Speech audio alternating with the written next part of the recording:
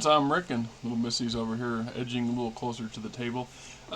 I was watching some, as you may or may not know, part of my job has been going out and working some really long hours. I worked 13 odd hours on Thursday, and I put in about 17 hours yesterday total between early morning and then all night, most of the night or last night. So I do a lot of binge watching on YouTube. I watch lots of channels, lots of different things. The political standpoints, they just depress the hell out of me over time. You get to where you just want, bang your head against the wall, or just you get tired of listening. So I start getting into some of the more other things that interest me. And I run across a video by Billy Carson, I believe. And he has the thumbnail has this up close picture, and I couldn't find the image specifically, so I'll settle for this Egyptian one. Is similar because it comes from that era or predates that era, according to the implication that Billy Carson's video was talking about. That he's looking at this, and it's made out of a granite that's extremely hard. Has a hard rating of 8 or something, so it's very hard to work with. Very very primitive tools would, in his opinion, would not have been able to carve that. The level of detail and precision that's there absolutely must have come from machinery. And I tend to agree with some of that. There's a lot of stuff from antiquity when you look at it and see how did they, with the crude tools that they had available to them, that we know, how we understand what we believe that they had available to them. How did they achieve such levels of perfection? You look at the former pharaoh and his spouse, or whomever they are, maybe not even pharaohs for all of this. The headdresses make me think that from ancient Egypt. This is 4,000 or 5,000 year old statuary. This is carved from stone.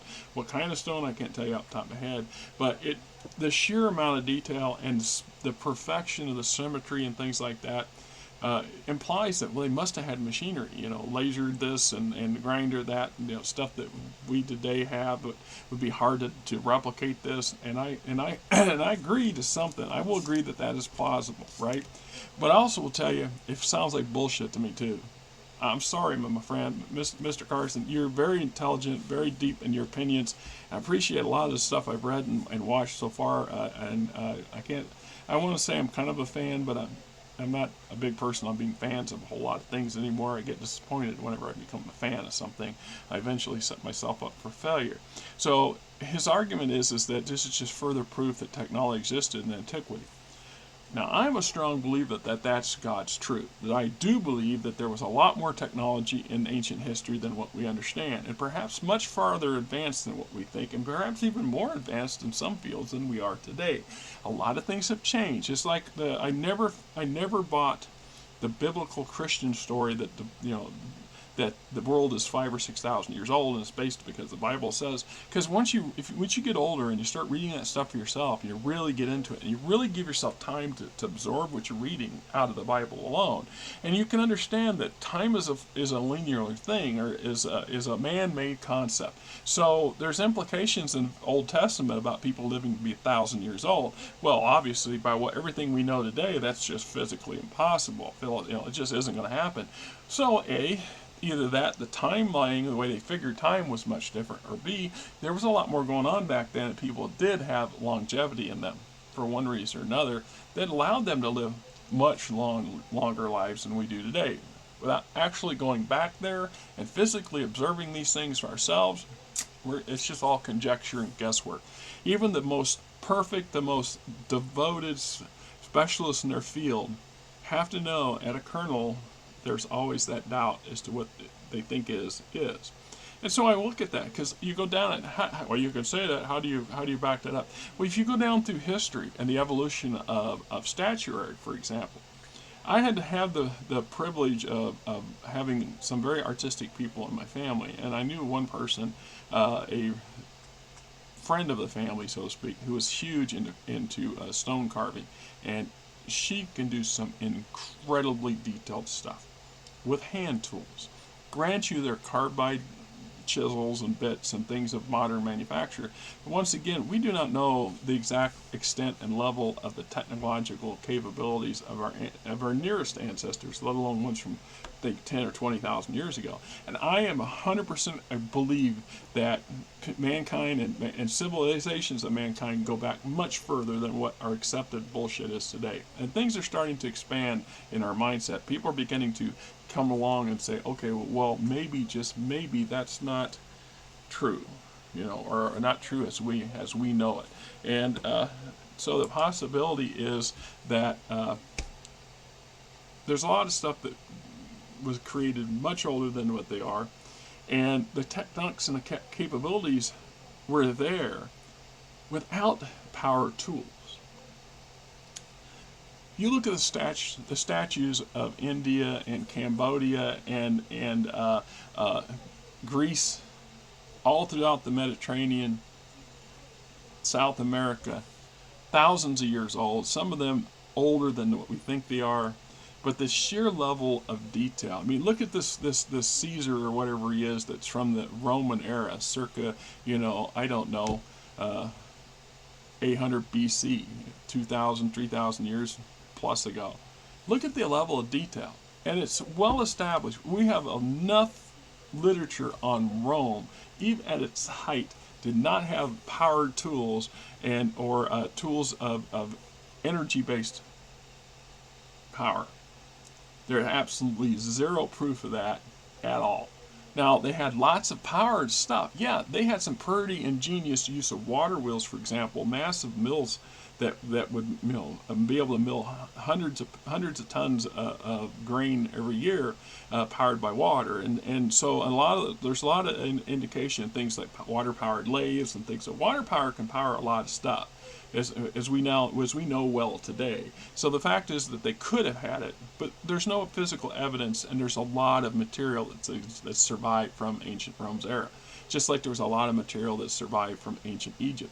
Although there's a lot of stuff that they don't tell us either. I really truly believe that there's a lot more going on in antiquity than the current crop of archaeologists are willing to admit to, because they struggle with it their whole lives, developing this specific view on something, and then it becomes hidebound, and they're resistant to the possibility that they were wrong their whole life, and that their mentors were wrong, and so on and so forth.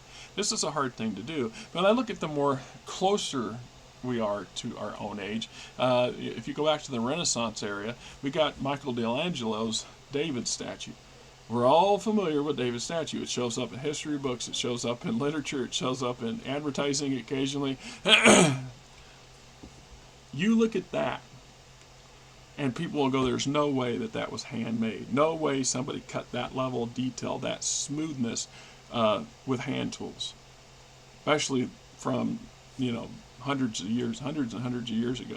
So D'Angelo lived in the mid 1400s, 1500s, somewhere in there. I'm not sure exactly what year he lived, but he did huge amounts of artwork, huge amounts of stone statuary.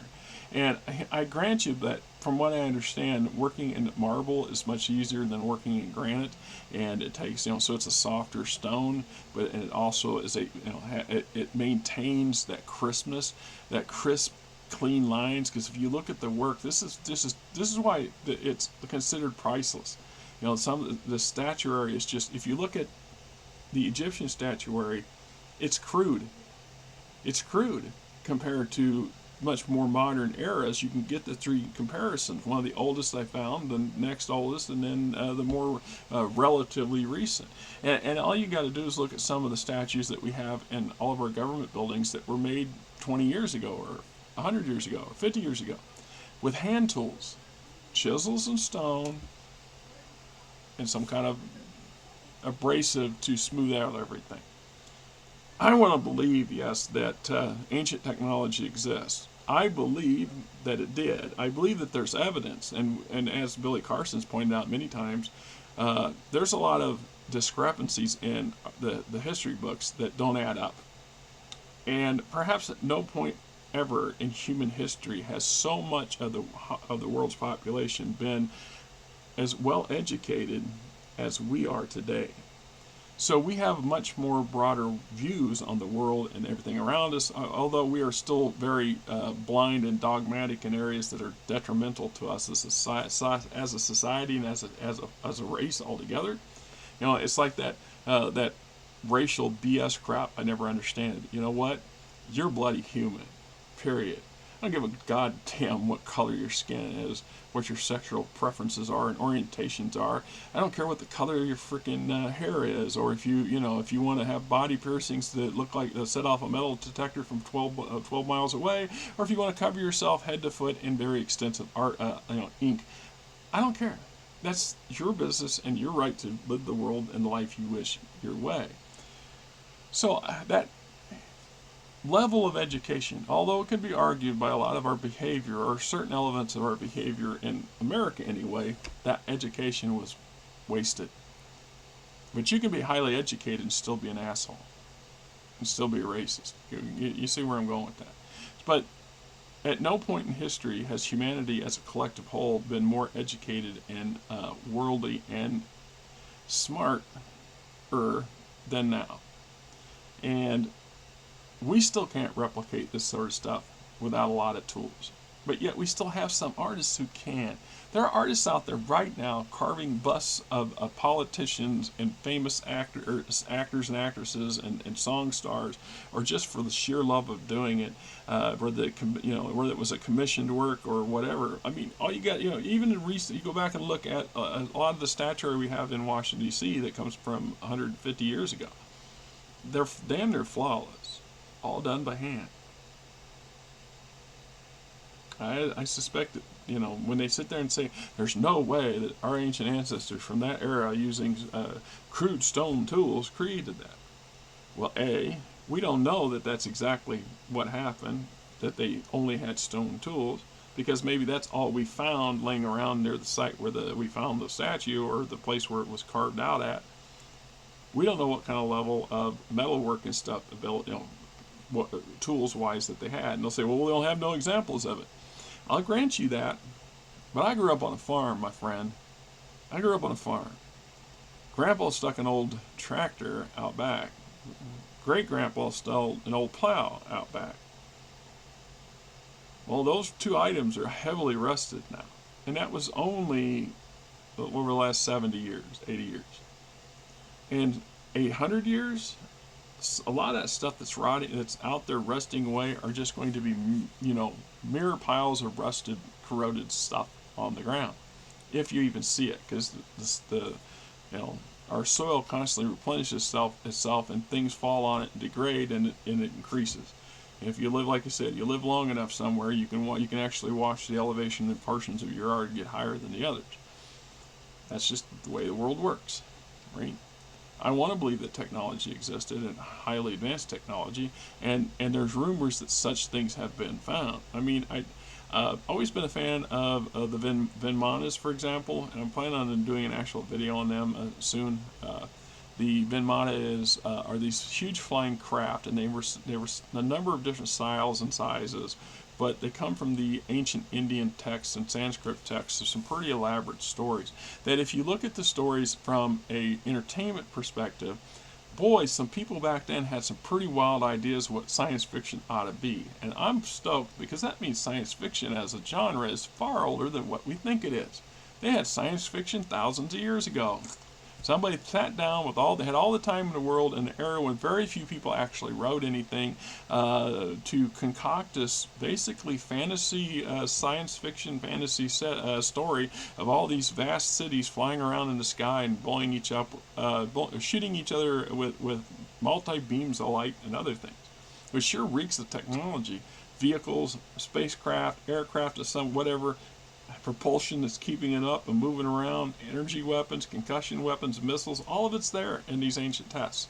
So somebody's had some pretty damn vivid imagination of things that they absolutely had no way to concoct.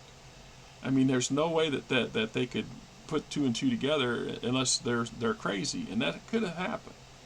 So that leads me to the Occam's razor thing. The simplest things are usually the truth.